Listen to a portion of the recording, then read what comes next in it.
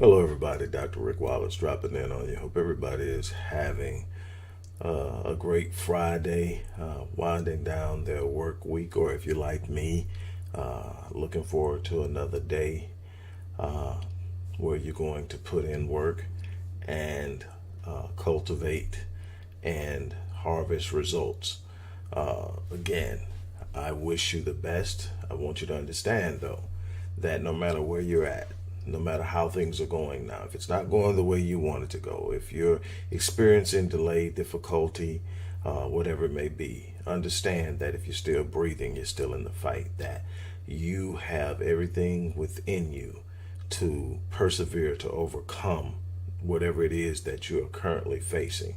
I wish you the best, and I challenge you to stand up, square your shoulders, and face the challenge with faith and fortitude. Now, I have a question. Um, is there something in your life that you've strived for or you desired? If it's something in your life that you deep down inside know it's what you want to be doing, you know it's where you should be, do you desire to be further along in your relationships, further along in the development or scaling of your business, further along in the building of your financial empire, whatever it is? Um, are you a person that deep down inside knows what it is you want, but if you're honest with yourself, you're not taking the actions necessary to make it happen? Are you a person that, if you are honest with yourself, you suffer from procrastination? You tend to sit up and defer the necessary actions to achieve the desired result. Procrastination has become a habitual behavior in your life. You know you have the capacity. Deep down inside, you know that you have the capacity. Deep down inside, you know you won't be fulfilled until you have it.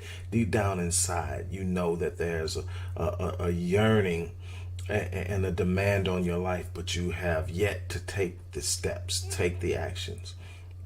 Procrastination, I've said this many times, is the thief of time. You will look up one day and 5 years, 10 years, 15 years, 20 years will have passed you by, and you will still not have taken the steps necessary to push it. It's not that you can't have it. It's not that it's being withheld from you. It's not that it's impossible. It simply requires you to take action. It simply requires you to become dynamically invested in your own dream, dynamically invested in your own vision, dynamically invested in your own hopes and desires. It's sitting down and wanting something won't get it. You don't get what you want, you get who you are. So if it's something you want that you don't have, it means you have to become the person capable of producing it, and that requires action. Are you a person, if you're honest with yourself now, that sits up and has all types of excuses of why now is not a good time? You're waiting on the perfect timing. You're waiting on the right opportunity. There's no such thing as perfect timing. There's no such thing as a right opportunity. Opportunities are created through effort, through focus, through attentiveness. Opportunities pass us every day, but if we're not in tune with what we're supposed to be doing, if we're not actively moving towards something, we won't recognize the opportunity, or we will allow it to pass out of fear, out of trepidation, out of uncertainty. Let me tell you, one of the first things you're going to have to do, if not the first thing, is invest in changing your thinking, changing your behavioral habits, changing your approaches. You've got to break free of your proclivity to procrastinate. I once read, and I recently shared, that I read what someone wrote: procrastination is the arrogant assumption that God or life owes you another opportunity to do tomorrow what you could be doing today. It's an assumption that is foolish because tomorrow isn't promised. It's an assumption that is foolish because the time you lose today can never be recovered. You are blowing valuable time sitting on a vision, sitting on a dream, sitting on a hope, sitting on a desire, sitting on a passion, waiting on a moment that will never appear. You've got to create it. What I want to do is I want to invite you into my personal circle to sit down with me in a one-on-one encounter so that we can tap into and discover the reason for your procrastination. It's there. Past experiences, past influences, limiting beliefs, bad self-talk, risk aversion, a bunch of other things that are going to be the core, but we identify it. And then we can do it. I want you to step into my personal circle, me and you, one-on-one, and work this out. I have made this very doable. Anybody who is serious about doing it can do it. And I'll leave it at that. Anybody who is serious about making a change in their life can do this. But you're going to have to make a move now. I challenge you to go to the description box of wherever you're watching this video, click the link, and enroll in this science of overcoming procrastination. And you're going to sit down with me in a one-on-one encounter. Something that would normally be excessively more than it is. Right now, I've made it affordable because I want everybody who is serious about changing their life to really have no impediment. No. Nothing worth having is free, but I guarantee you there are people who have worked with me in the past that would see this and go, my God, what is he doing? Because they know what it takes and they were willing and they did it. Now I'm challenging you. Click the link, come into my world. I don't promise anybody ease. I don't promise anybody any magic solution. What I promise you is that there is a way to move past what's holding you back. I don't care what the challenge is. There's a way to overcome it. Let's make that happen.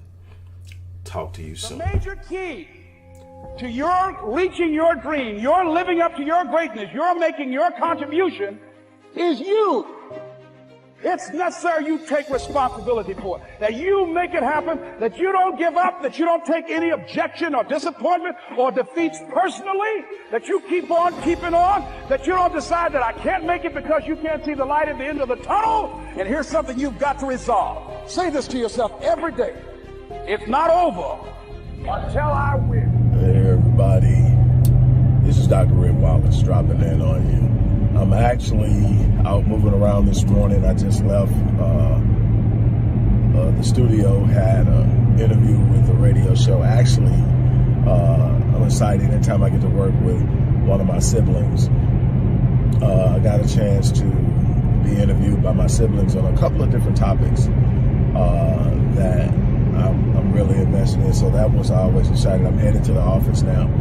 And I'm sitting down, and as I'm driving, I'm thinking about all the things that are happening, and then I get a phone call from someone and they're telling me about something that's going on in their lives, and my response is focus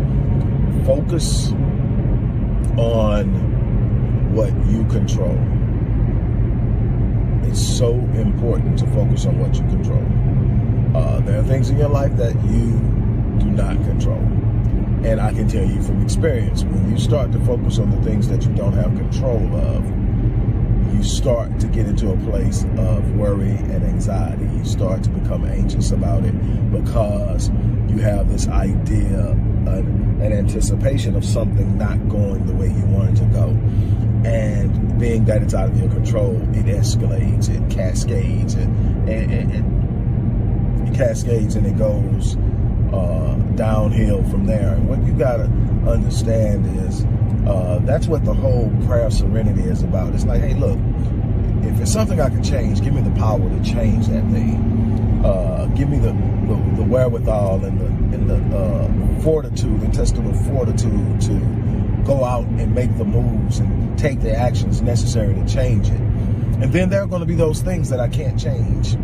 give me the ability to accept them and to move forward. It doesn't mean that I become complacent. It doesn't mean that I am compliant with negativity. It simply means that I understand this isn't something I can influence, so it's not where my focus needs to be. I'm going to say, let that be and let me focus. What happens is when I begin to focus on the things that I do have control over, I change things.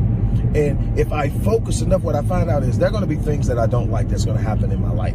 That's a given. It's not going to be a life where I get to circumvent all the struggles, the darkness and the disappointments and the loss and the vicissitudes of life are going to roll into my paradise on times when I least expect them and least need to be in a place of dealing with them. That's life.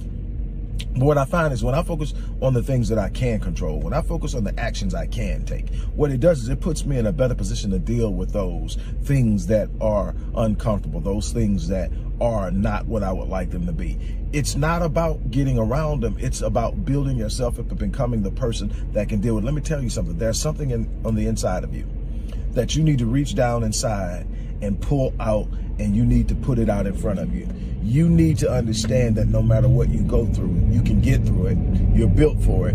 The thing is, most people fold before they ever get to their breakthrough. Most people lay down, shut down, throw in the towel before they experience a breakthrough. When I say breakthrough, what I mean, I don't mean that in a religious connotation. While it can be applied to faith, most definitely, it requires faith. I'm not talking about the cliche breakthrough. I'm talking about a breakthrough in a situation that you're dealing with, where you are going to actually get to a point where your persistence pays off, where your commitment and consistency pays off, where you are literally going to be able to see the fruits of your labor bear out.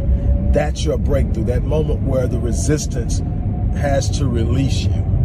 And that's what you're striving for every day, is a new breakthrough. You're going to get through one, and then it's going to be time to set the standard higher. There's going to be time to set the goals higher, to set the things you aspire to higher. And then you strive to them. You're going to meet new resistance, new opposition, new challenges. And then the goal is to push through until you get a breakthrough. When you get a breakthrough, you've reached another level, another milestone, another plateau in your life, and it's time to rise, set it, and you keep going. It's about next level living. It's about living life at the next level and constantly striving to get to the next level. Not to prove anything to anyone else, not to sit up and say, hey, look what I've done. It's to say, I'm getting the most out of my life. The sense of fulfillment you get when you consistently graduate in life to the next level, in relationships, the next level in business, the next level in finance, the next level in everything.